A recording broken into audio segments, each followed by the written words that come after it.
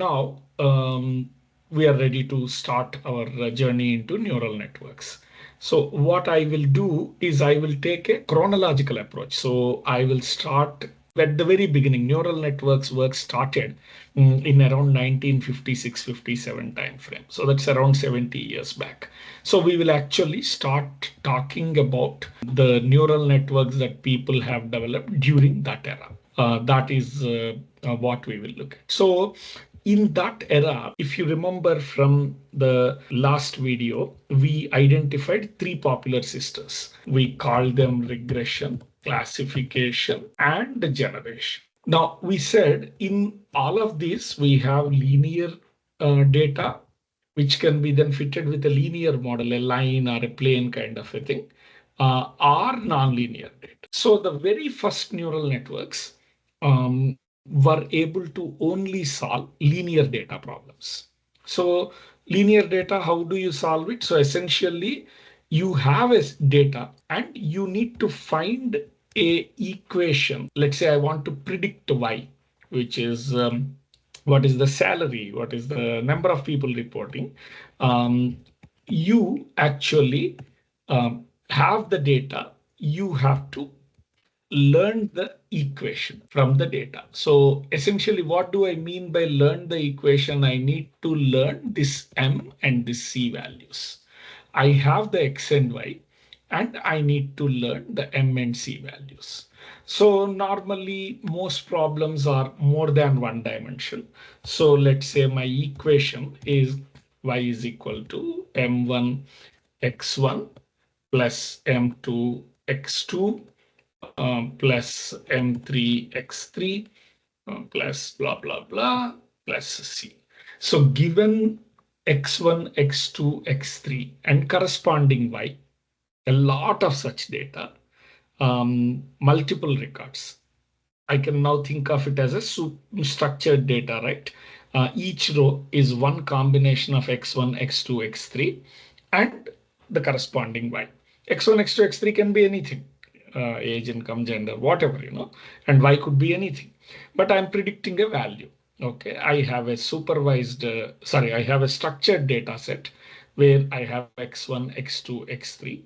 x1, x2, x3 can be numeric, categorical, ordinal, and I have a corresponding y. In this case, because I'm looking at regression, my y is a value. Okay. I can look at classification, which I'll come to in a minute. But in regression, my y is a number. My y is numeric in regression. x1, x2, x3 need not be numeric. They can be categorical. Okay, it could be gender, could be one of the attributes. Normally, when you have a categorical attribute, you code it. You also, let's say you will then systematically code. Let's say it's gender, male, female, and undisclosed. So you will say, I will represent male with 1, female with 0, and undisclosed with 2. So consistently you give those three values and you tell the system that it's categorical attribute. Otherwise, it'll think 2 is greater than 1, 1 is greater than 0. But in this case, it doesn't make any sense to think of it like that.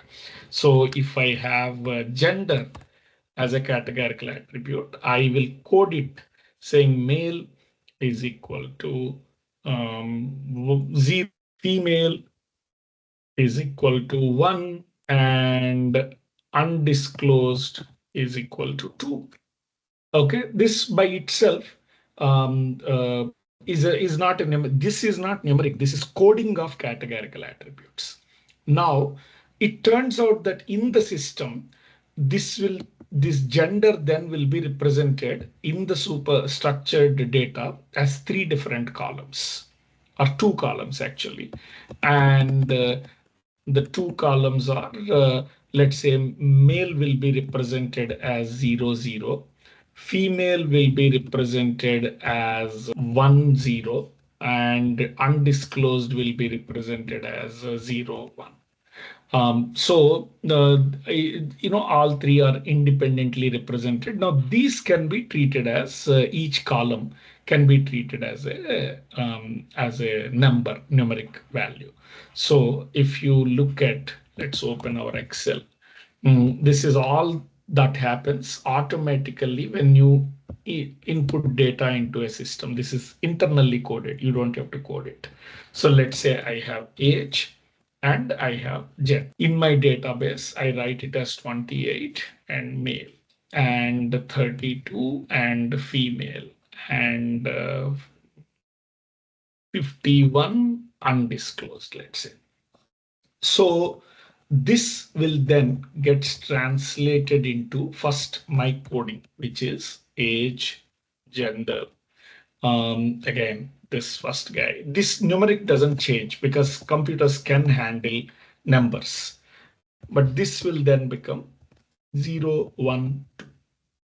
Now, before I actually build a regression model, my age, my gender will then be broken into a 2 column, not 1 column. Okay. And 28, 32, 51 will be as is, and these will be represented as 0, 0, 1, 0, 0, and whatever, 0, 1.